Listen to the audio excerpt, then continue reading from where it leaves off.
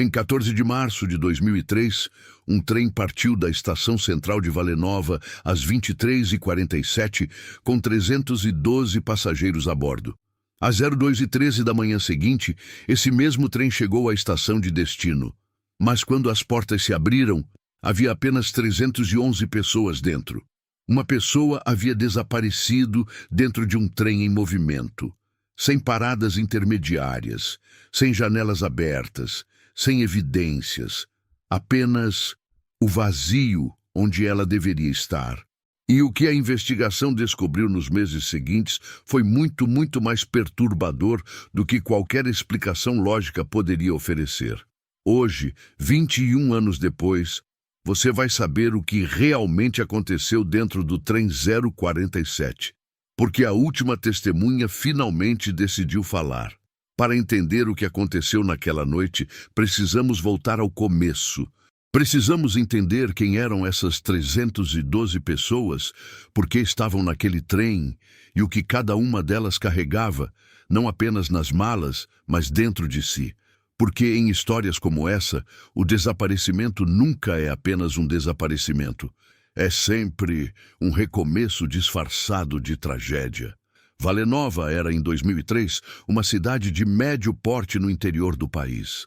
340 mil habitantes.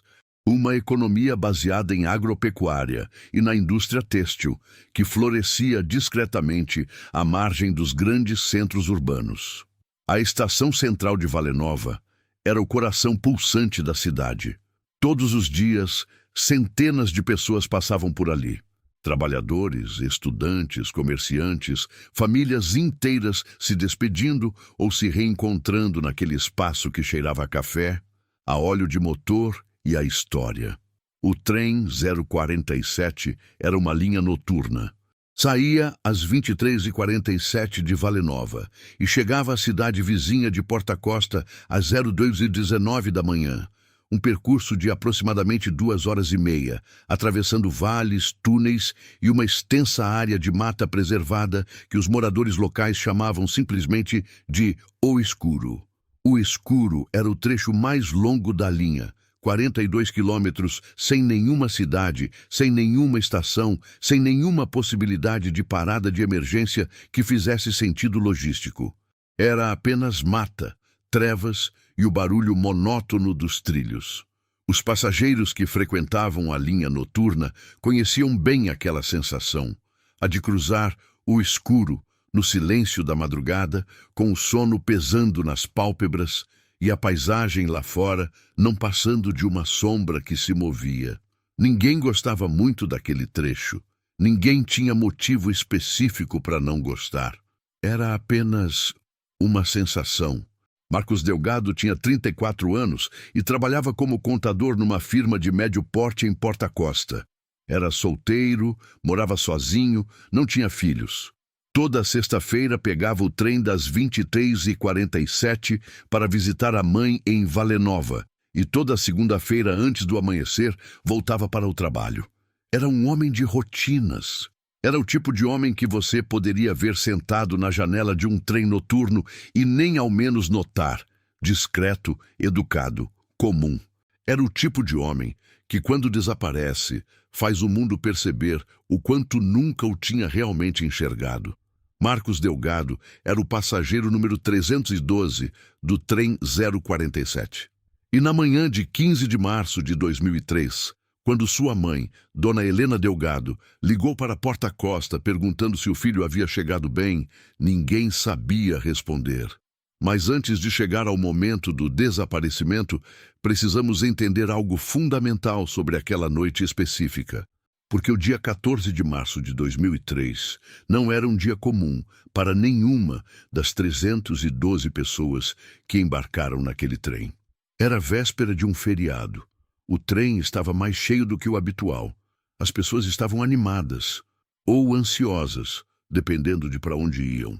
E entre esses 312 passageiros, havia pelo menos 3 grupos de pessoas que, como a investigação descobriria depois, tinham razões muito específicas para estar naquele trem naquela noite.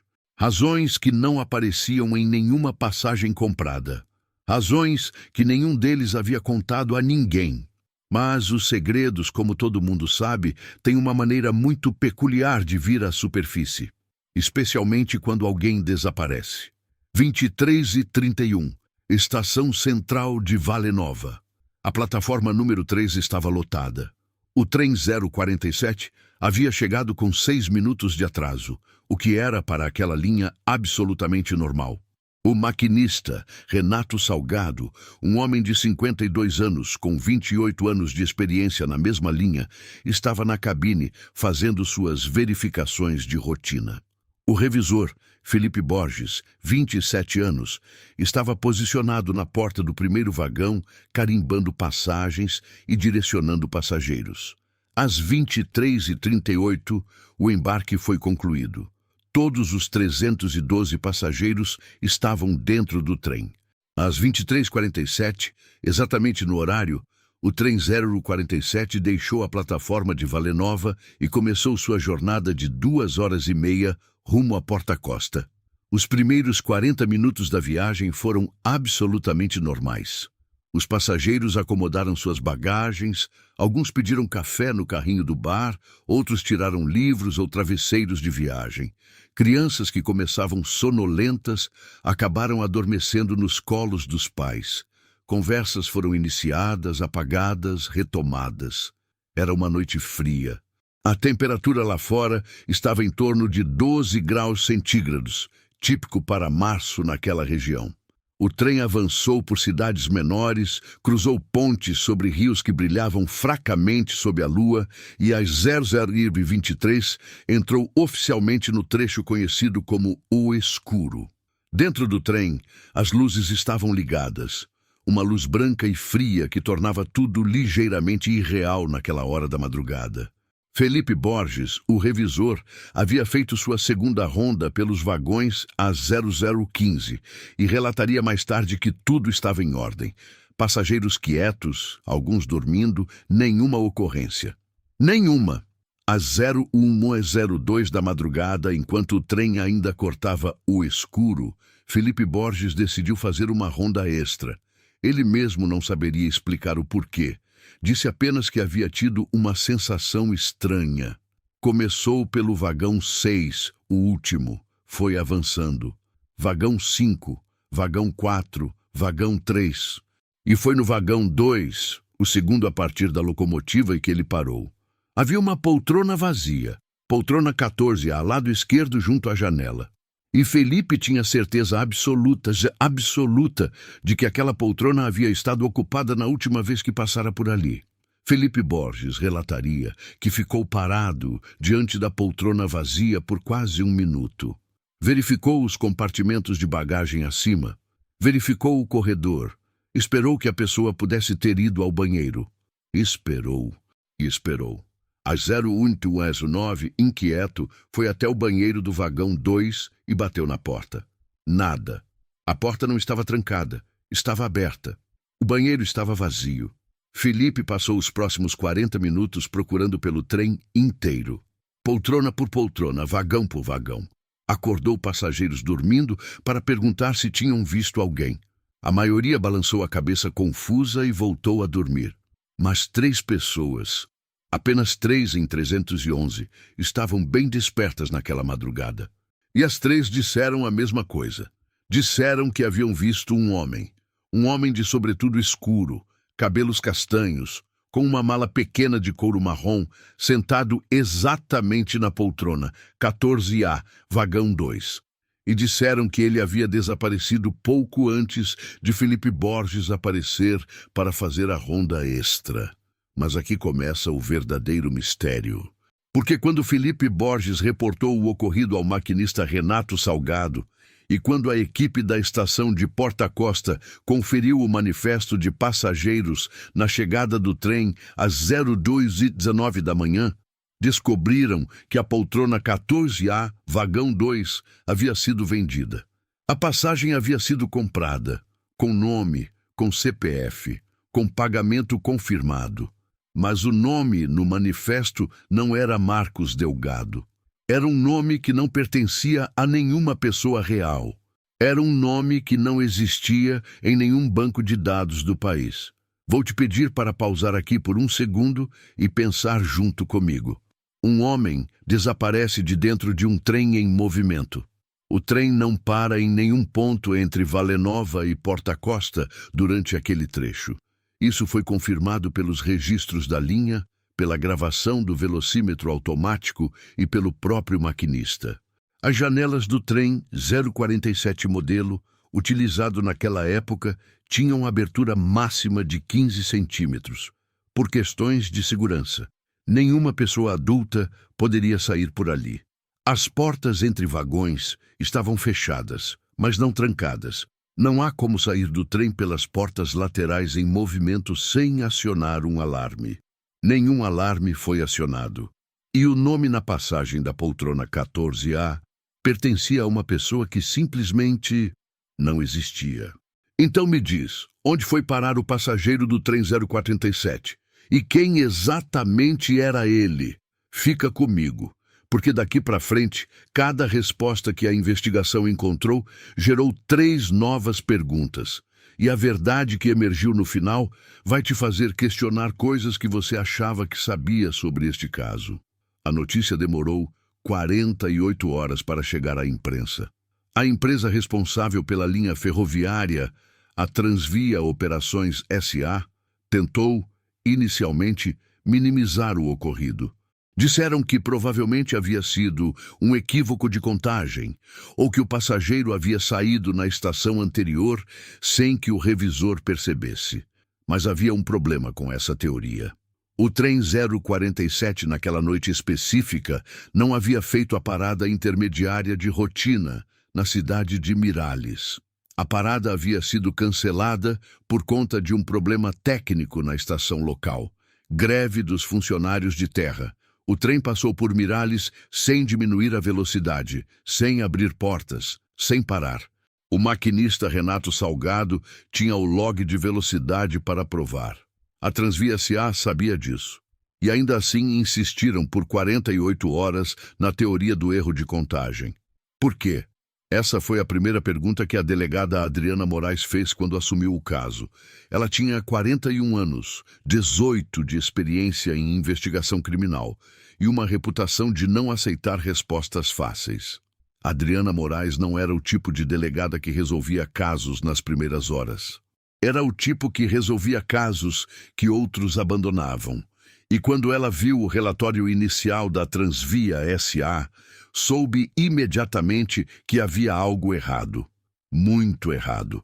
Quando uma empresa grande tenta diminuir um incidente rapidamente demais, ela diria anos depois em uma entrevista, é porque sabe de algo que você ainda não sabe. E em todos os anos que trabalhei em investigação, essa regra nunca me falhou. Adriana solicitou acesso completo aos registros da Transvia S.A., relacionados ao trem 047. Recebeu resistência. Solicitou novamente, desta vez com um mandado judicial. Recebeu parcialmente o que pediu. E no meio de centenas de páginas de documentos técnicos, registros de manutenção, escalas de funcionários e relatórios operacionais, ela encontrou algo que não deveria estar lá. Um e-mail interno, datado de 12 dias antes do desaparecimento, enviado pelo diretor operacional da Transvia S.A. para um destinatário cujo endereço de e-mail pertencia a um servidor que, quando investigado, havia sido desativado 3 dias antes de o e-mail ser enviado. O conteúdo do e-mail era parcialmente ilegível. Havia sido danificado na exportação dos arquivos, segundo a empresa, ou assim eles alegavam. Mas as palavras que podiam ser lidas foram suficientes para Adriana Moraes entender que o desaparecimento de Marcos Delgado, se é que o homem da poltrona 14A era de fato Marcos Delgado, não era um acidente, não era um erro e, definitivamente, não era algo que a Transvia S.A. não esperava.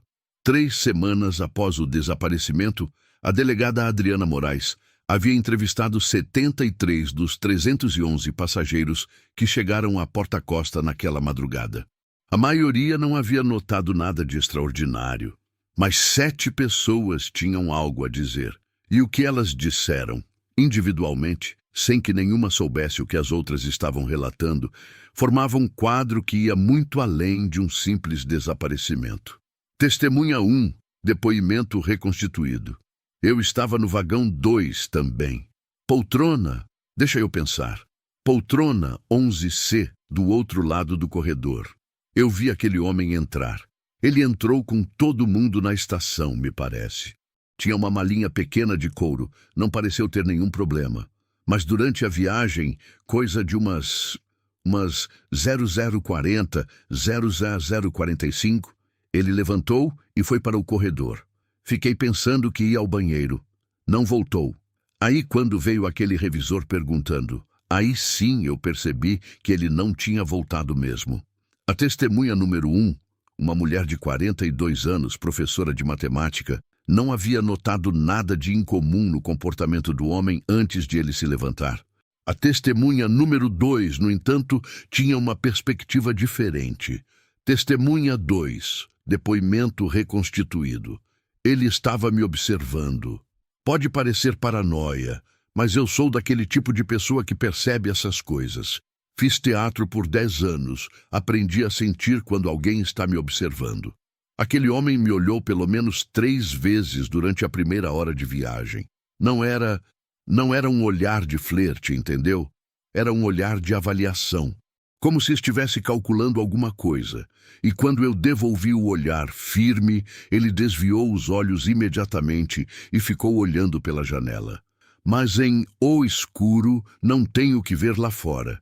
A janela era só reflexo. E eu vi o reflexo dele na janela me olhando de volta. A testemunha número 2, um homem de 36 anos, engenheiro civil, havia ficado acordado durante praticamente toda a viagem por conta de uma apresentação importante que teria no dia seguinte. Ele relatou algo que mais nenhuma das outras testemunhas mencionou espontaneamente. O homem da poltrona 14A havia trocado algumas palavras com a passageira sentada ao lado dele, a poltrona 14B. Mas quando a poltrona 14A foi encontrada vazia, a mulher na 14B estava dormindo profundamente. Tão profundamente que foi necessário sacudi-la várias vezes para acordá-la. E ela não se lembrava de absolutamente nada. Adriana Moraes notou imediatamente a importância disso. Uma mulher que havia conversado com um homem desaparecido estava dormindo de maneira incomum profunda. E não se lembrava da conversa. Voz mais baixa. Havia um terceiro fator que Adriana registrou em suas notas pessoais, mas não incluiu no relatório oficial, pelo menos não inicialmente. O homem da poltrona 14B havia pedido 2 cafés no carrinho do bar, um para si e um para a mulher ao lado. A mulher na poltrona 14B havia bebido o café e depois havia dormido, profundamente, tão profundamente que não lembrava de nada. A testemunha número 3 era o dado mais perturbador de todos. Era um rapaz de 19 anos, estudante universitário, que havia passado a maior parte da viagem com fones de ouvido, ouvindo música. Mas por volta das 01 da manhã, ele havia tirado os fones para beber água. E naquele momento de silêncio relativo, havia ouvido algo que não conseguia explicar. Parecia... Como eu posso descrever? Parecia um ruído mecânico, mas diferente do barulho normal do trem. O trem tem um ritmo constante, né? Aquele clac, clac, clac, clac dos trilhos. Mas esse som era diferente, era como se alguém estivesse abrindo algo. Uma tampa, um painel, algo assim. Veio de debaixo das poltronas. Durou uns 30 segundos. Depois parou. Eu achei estranho, mas fiquei pensando que era algum mecanismo do próprio trem, sabe? Voltei a colocar o fone. Não pensei mais nisso.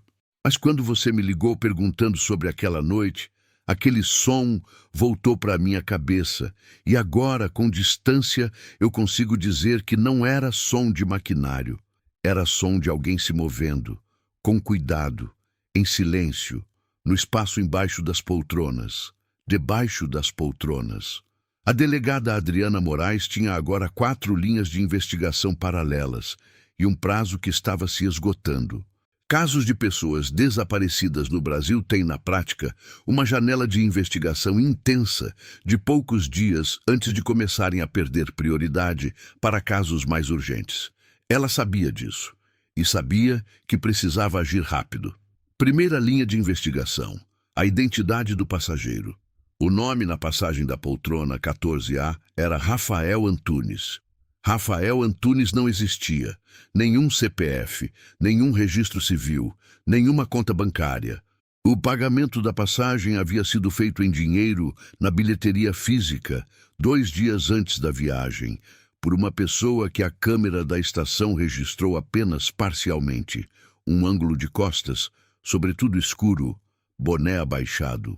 Segunda linha de investigação: Marcos Delgado, o contador que havia desaparecido, ao menos presumivelmente, porque ninguém havia identificado positivamente o homem da poltrona 14A como sendo Marcos Delgado.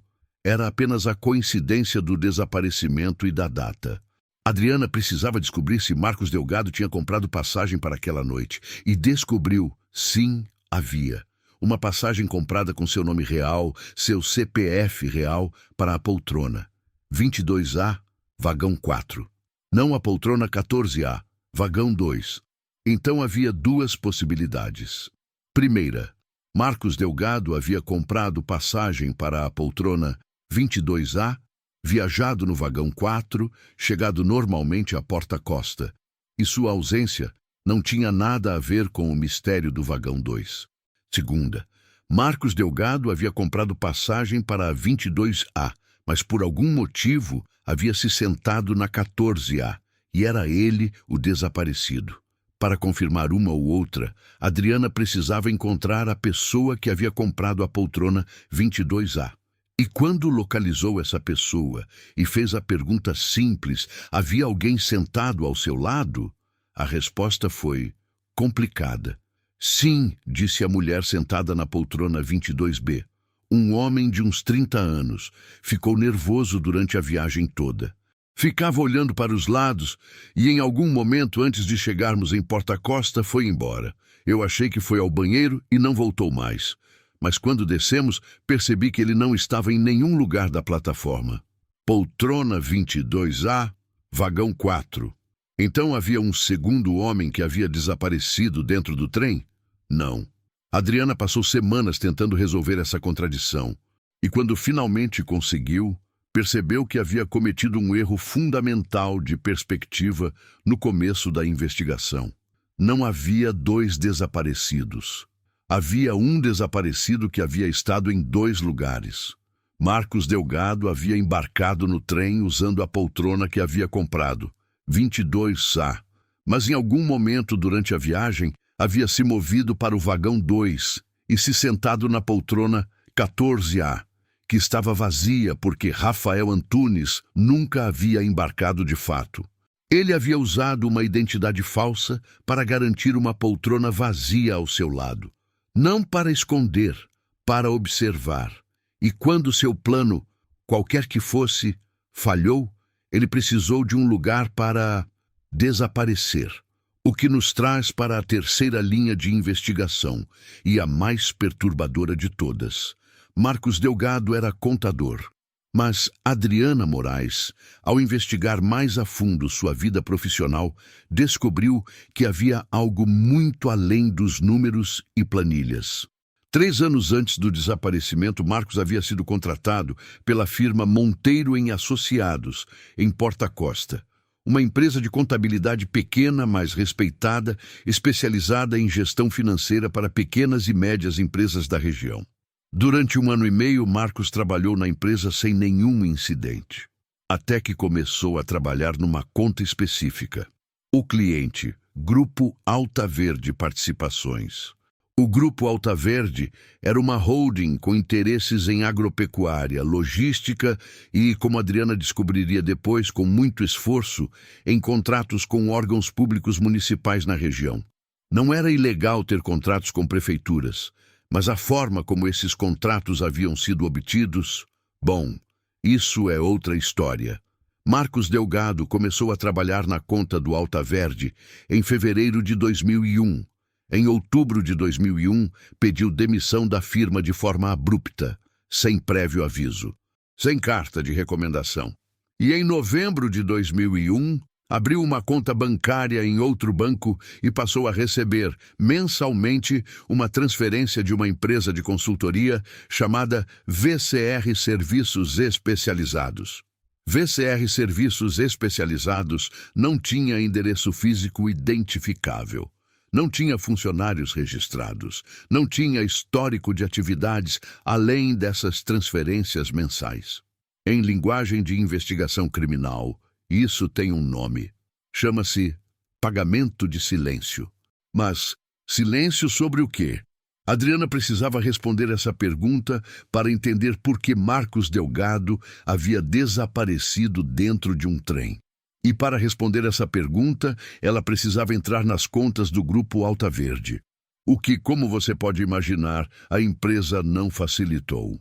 Levou 2 meses e 3 mandados judiciais diferentes para que Adriana conseguisse acesso parcial aos registros financeiros do Alta Verde relativos ao período em que Marcos havia trabalhado na conta. E quando ela viu os números, precisou sentar. Havia um desvio sistemático, cuidadosamente disfarçado de operações legítimas, repasses para fornecedores fictícios, consultores inexistentes, serviços que nunca foram prestados.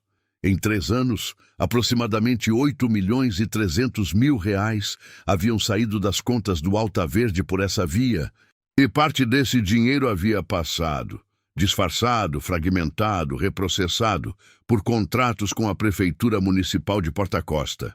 Dinheiro público.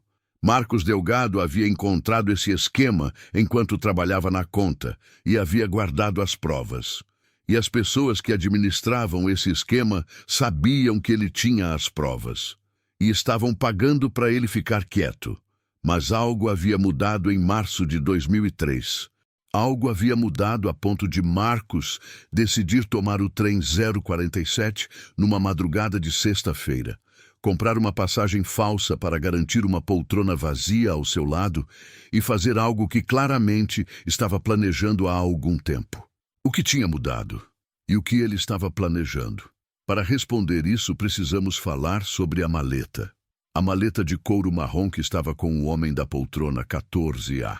A maleta que não foi encontrada em nenhum lugar do trem. A maleta que simplesmente evaporou junto com seu dono.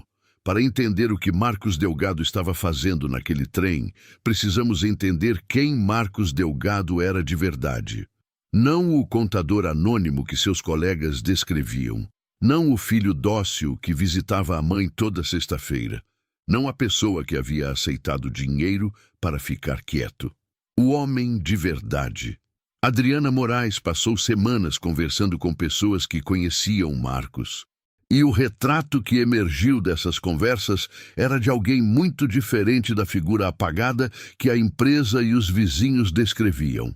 Marcos Delgado, segundo seus amigos mais próximos, era obsessivamente ético. Era daqueles raros indivíduos que genuinamente não conseguiam conviver com a injustiça sem fazer algo a respeito. Na Faculdade de Ciências Contábeis, havia sido o único aluno de sua turma a denunciar um professor por plágio.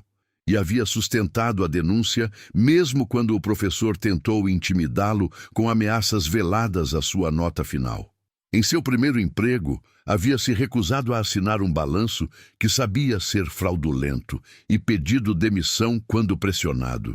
Então, como um homem assim tinha aceitado dinheiro para silenciar sobre um esquema de corrupção? A resposta, Adriana descobriu, estava na única pessoa que Marcos havia contado tudo. Sua mãe, Dona Helena. Dona Helena, depoimento reconstituído. Meu filho nunca aceitou aquele dinheiro porque tinha medo de contar. Ele me disse isso. Mãe, ele disse, estou guardando tudo. Cada centavo que eles me pagam, estou guardando e documentando. Porque um dia eu vou precisar provar que eles tentaram me comprar para que eu ficasse quieto sobre o que eles fizeram. Ele estava juntando provas contra eles, não se vendendo para eles. Ele queria ter uma prova de que tinham tentado suborná-lo também, que o esquema deles chegava a esse ponto. Meu filho estava se preparando para denunciar. Há 2 anos ele estava se preparando. E naquela semana antes de desaparecer, ele me disse que estava quase pronto, que tinha tudo, que na semana seguinte ia ao Ministério Público. Ele disse que ia chegar em casa na sexta e me contar tudo, mas não chegou. Nunca mais chegou. Dona Helena Delgado havia esperado 3 dias antes de ligar para a Porta Costa, porque Marcos havia lhe dito que a semana seria complicada e que poderia não conseguir ligar. Ela esperou. Como mãe, esperou. E quando ligou e descobriu que o filho não havia chegado ao trabalho na segunda-feira, não havia entrado em contato com ninguém na empresa, não havia aparecido em lugar nenhum, então ela entendeu. Entendeu com a certeza absoluta que só as mães têm, que não ia ver o filho de volta. Mas havia algo que Dona Helena guardou para si durante os primeiros meses da investigação. Algo que só contou a Adriana Moraes depois de ganhar confiança suficiente. Na noite de quinta-feira, a noite antes do desaparecimento, Marcos havia ligado para a mãe de um telefone público, não do celular, de um telefone público, e havia dito apenas uma frase rápido antes de desligar. Mãe, se algo acontecer comigo, procura a maleta. Está num lugar seguro, você vai saber onde. A maleta. A mesma maleta de couro marrom que as testemunhas viram com o homem da poltrona 14A. A maleta que havia desaparecido junto com Marcos. Mas Marcos havia dito que estava num lugar seguro. O que isso significava? A delegada Adriana Moraes tinha agora um quadro muito mais claro, mas ainda havia uma lacuna enorme no centro de tudo. Se Marcos Delgado estava se preparando para denunciar o esquema do Grupo Alta Verde e aparentemente havia guardado todas as provas necessárias para isso, então quem estava no lado oposto? Quem sabia do plano de Marcos? E como sabia? Adriana começou a trabalhar numa teoria que, quando apresentou para sua equipe, gerou um silêncio de quase 1 minuto. A teoria era a seguinte: Marcos não havia sido vítima de um desaparecimento planejado contra ele. Marcos havia planejado o próprio desaparecimento. Pensa comigo. Marcos sabe que vai denunciar na semana seguinte. Sabe que as pessoas do esquema estão monitorando seus movimentos, porque ele acredita que já descobriram seu plano. Ele recebe sinais de alerta que nos são desconhecidos. Ele precisa de um jeito de desaparecer sem que pareça que desapareceu voluntariamente. Precisa de uma janela de tempo para que as provas cheguem às autoridades sem que ele seja alcançado antes. O que faz? Compra uma passagem com nome falso, garante uma poltrona vazia ao seu lado. Talvez leve a maleta com uma cópia das provas. Ou talvez a maleta seja um chamariz, um elemento que garanta que as buscas se concentrem nela, enquanto os documentos reais chegam ao destino através de outro meio. E então, no ponto mais escuro da viagem, o escuro, ele executa o plano. Usa alguma rota de saída que conhecia. Um espaço dentro da estrutura do trem. Um acesso que não estava no manual de segurança padrão. O som que a testemunha número 3 ouviu, debaixo das poltronas. Porque os trens antigos daquele modelo, e Adriana verificou isso com um engenheiro ferroviário aposentado, tinham uma característica específica no vagão 2. Havia um alçapão de manutenção. Alçapão de manutenção.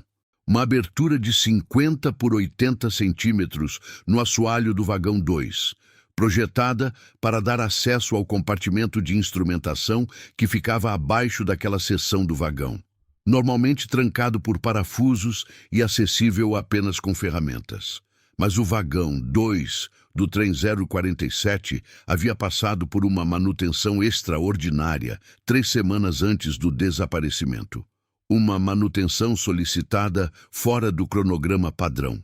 Uma manutenção solicitada por um funcionário de nível médio da Transvia SA, cujo nome constava nos registros, mas cujo vínculo empregatício havia sido encerrado, muito convenientemente, 2 dias após a data da manutenção. Um funcionário que a investigação não conseguiu localizar, que simplesmente havia saído da empresa e sumido, cujo endereço nos registros da empresa levava a um apartamento alugado que havia sido desocupado às pressas. E quando o perito ferroviário contratado por Adriana inspecionou o vagão 2, que surpreendentemente ainda estava em operação na linha mesmo 2 meses depois do incidente, ele encontrou o alçapão de manutenção. E o alçapão não estava com os parafusos de segurança padrão. Havia sido reconfigurado com um mecanismo diferente, um mecanismo que permitia abrir e fechar de dentro, sozinho, sem ferramentas. Marcos Delgado havia saído por debaixo do trem, enquanto o trem cruzava o escuro a aproximadamente 70 km por hora. Agora você vai me fazer uma pergunta óbvia. Mas como alguém sai por debaixo de um trem em movimento a 70 km por hora e sobrevive? E a resposta é: normalmente não sobrevive. A probabilidade matemática de alguém executar esse tipo de saída sem treinamento especializado é catastroficamente baixa. O que nos leva a outra pergunta. Que tipo de treinamento Marcos Delgado teria que o habilitasse a fazer isso? Adriana encontrou a resposta num prontuário que estava num arquivo que oficialmente não existia. Marcos Delgado havia servido às Forças Armadas entre os 22 e os 25 anos de idade, um período de 3 anos que não constava em nenhum currículo que ele havia apresentado a empregadores e que nenhum de seus amigos civis conhecia. E nesse período havia sido submetido a um programa de treinamento cujos detalhes eram classificados. Mesmo 20 anos depois, quando Adriana tentou acessar esses registros, encontrou barreiras que demorou meses para superar parcialmente. O que ela conseguiu descobrir? O programa envolvia operações de extração e exfiltração em situações de alto risco, em linguagem simples, como sair de situações impossíveis. Marcos Delgado havia passado 3 anos aprendendo exatamente como desaparecer quando sua vida dependesse disso. Mas aqui estava o problema com a teoria de Adriana.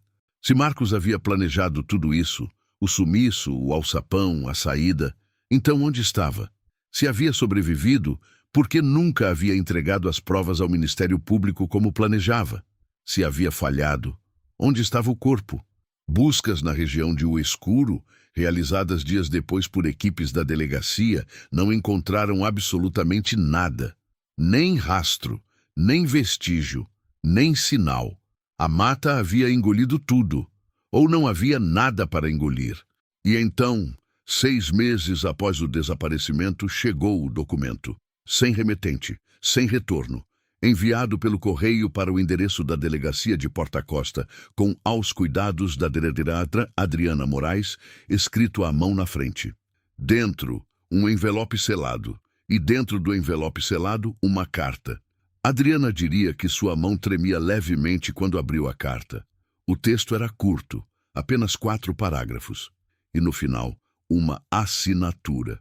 Marcos Delgado. A carta não explicava onde Marcos estava. Não pedia ajuda, não fazia acusações diretas.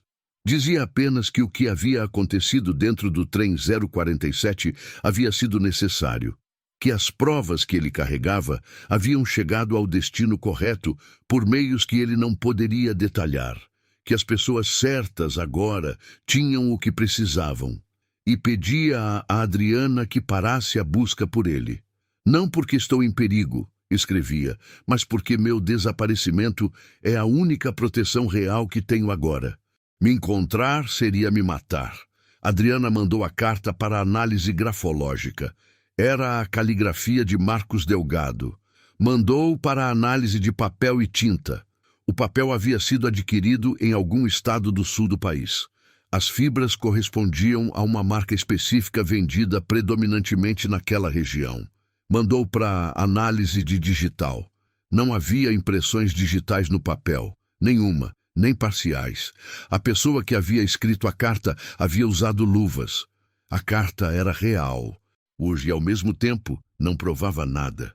Não provava que Marcos estava vivo no momento em que foi escrita. Não provava que ele havia escrito voluntariamente. Não provava que as provas que ele mencionava tinham chegado a lugar nenhum. Mas havia algo que a carta provocou. Adriana começou a investigar se havia algum processo ou inquérito aberto contra o Grupo Alta Verde. E descobriu que sim, havia um inquérito sigiloso, aberto 3 semanas após o desaparecimento de Marcos Delgado, com base em documentos recebidos anonimamente pelo Ministério Público. Vamos voltar ao trem. Vamos entrar naquele vagão às 00:45 da madrugada e tentar enxergar o que Marcos Delgado estava vendo. À sua esquerda, a janela. Lá fora, o escuro. Árvores que passam rápido demais para distinguir. O reflexo da cabine no vidro escuro. Nada mais. À sua direita, o corredor. Ao fundo, a porta para o vagão 1, mais perto da locomotiva. Atrás, a porta para o vagão 3. Na poltrona ao lado, a mulher que havia dormido depois de tomar o café. Respiração pesada e irregular. Alguns metros à frente, um passageiro com fone de ouvido. O rapaz de 19 anos que vai ouvir o som daqui a pouco. O trem está em o escuro há cerca de 20 minutos. Marcos verifica o relógio. 00:48. Faltam ainda mais de 40 minutos para chegar a Porta Costa. Mas Porta Costa não é o destino dele. Ao menos não esta noite. Ele coloca a mão na maleta que está sobre seus joelhos. Verifica uma última vez se o fecho está seguro. Levanta. Faz isso devagar, natural. Qualquer pessoa que o visse pensaria que estava indo ao banheiro. Vai para o corredor. Olha para ambos os lados. O revisor está no vagão 5. Marcos verificou isso na última ronda. Tem tempo. Ele se agacha lentamente entre as poltronas 13 e 14, no espaço junto ao rodapé. Suas mãos encontram a tampa do alçapão de manutenção no assoalho. O mecanismo novo, instalado 3 semanas antes, não exige ferramentas. Levanta a tampa apenas o suficiente para passar. O espaço abaixo é apertado, uns 40 centímetros de altura entre o assoalho do vagão e o mecanismo de suspensão. Quente, barulhento, o cheiro de óleo e metal é forte. Mas Marcos havia treinado para espaços como esse. Havia treinado para o desconforto, para o medo controlado, para agir rápido quando o tempo é o único bem que ainda tem. O que acontece a seguir é o ponto onde a teoria e os fatos precisam se separar.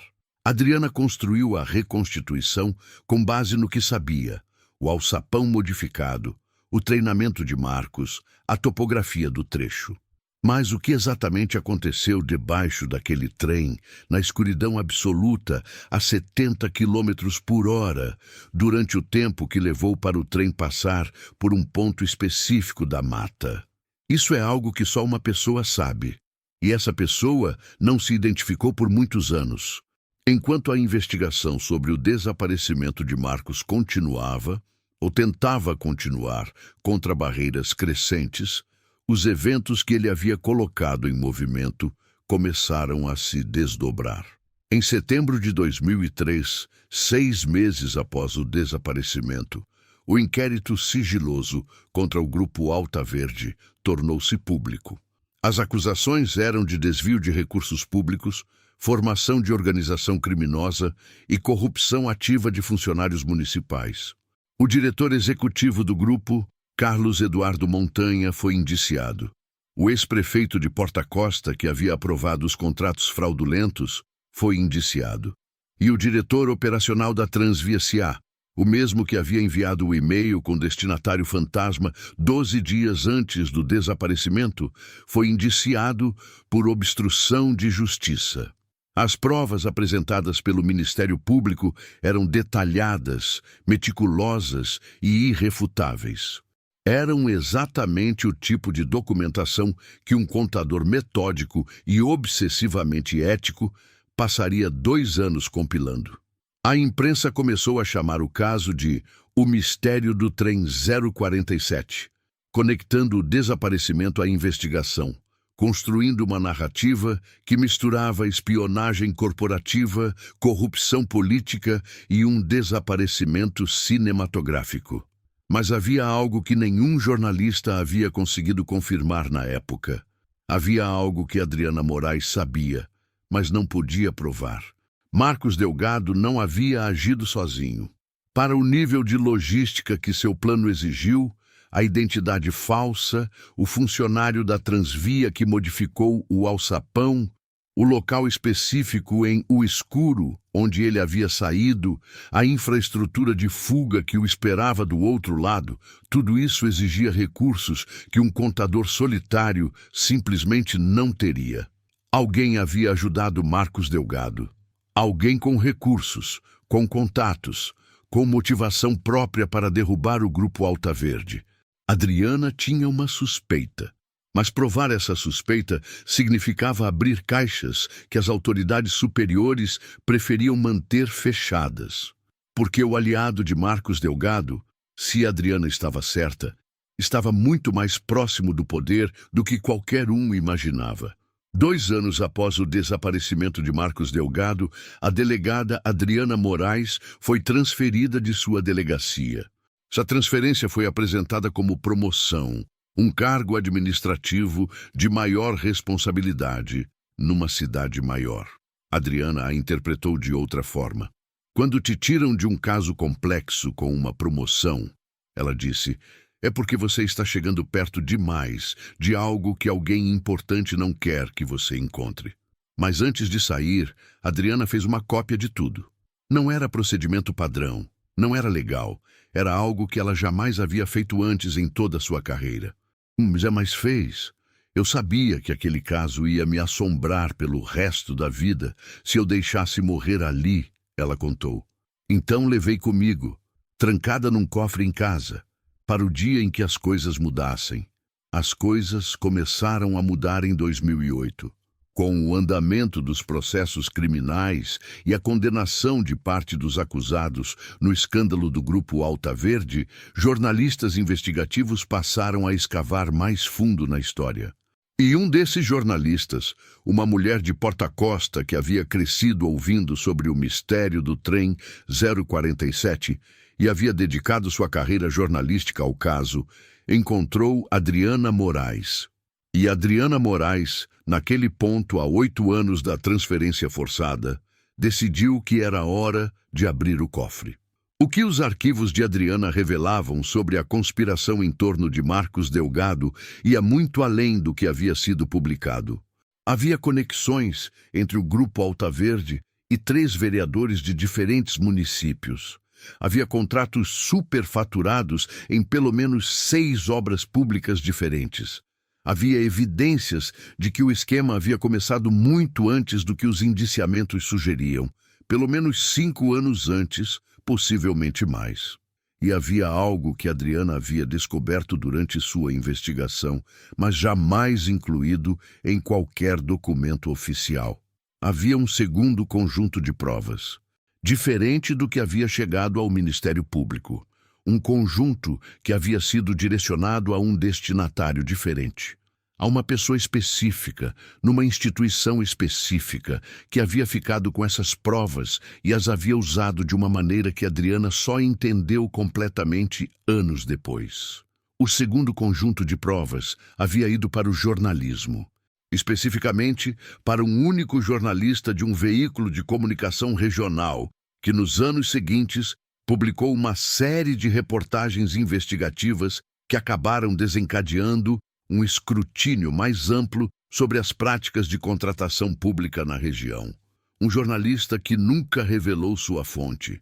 Um jornalista que, quando pressionado sobre a origem dos documentos que embasavam suas reportagens, respondia apenas que chegaram pelo correio.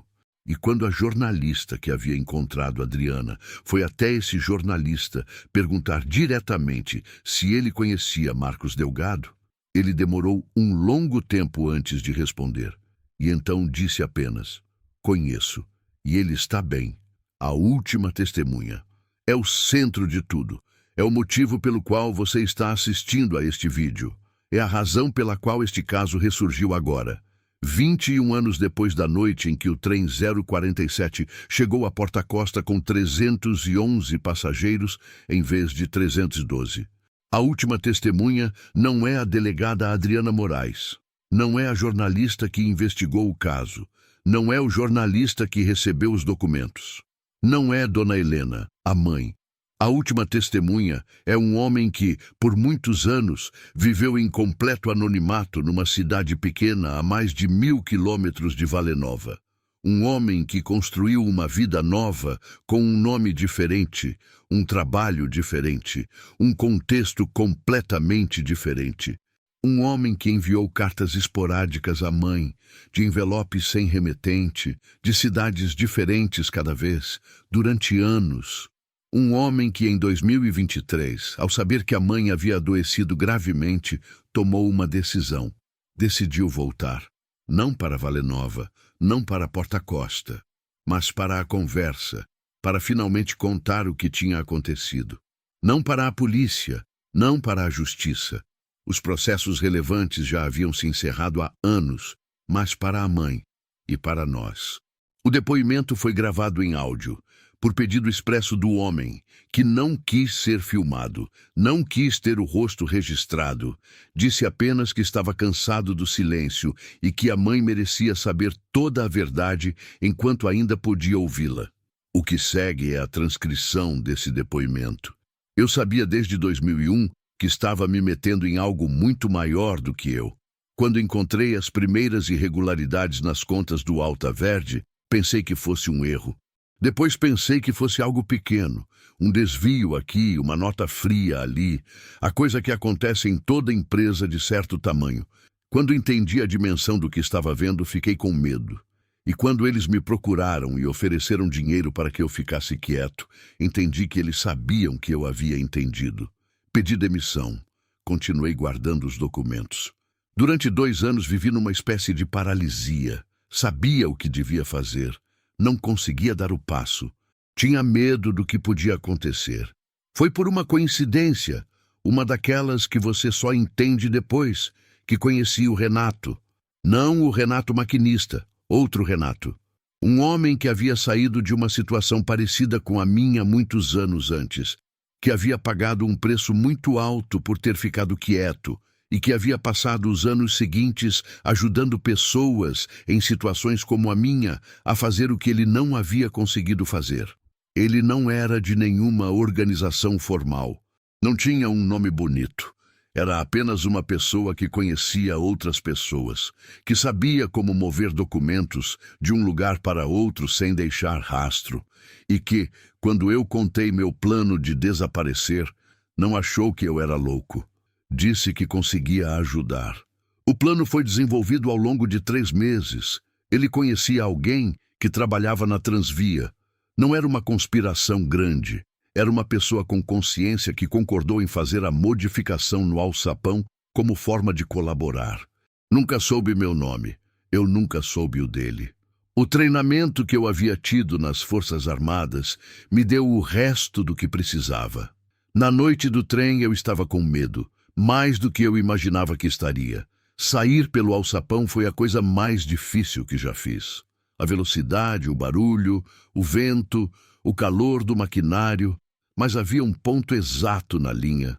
A gente havia calculado com GPS, onde a linha fazia uma curva e reduzia naturalmente para 60 km por hora, onde havia uma margem de terra batida antes da mata fechada. Eu sei que soa impossível, mas eu havia treinado saídas de veículos em movimento. Eu sabia o que meu corpo conseguia fazer. E tinha um homem esperando na margem da linha, com moto, com uma muda de roupa, com um documento. Não sei como o Renato havia conseguido tudo isso. Não perguntei. O que me tira o sono até hoje não é o que eu fiz. É o que eu deixei para trás. Minha mãe, minha vida, minha identidade. Durante anos, quando pensava em ligar para ela, ficava paralelo pelo medo de que o telefone ainda estivesse monitorado, de que minha localização fosse rastreada, de que eu pudesse inadvertidamente colocar ela em risco por conta da minha presença. Então ficava quieto, e o silêncio foi crescendo, e virou um hábito. e o hábito virou uma prisão nova.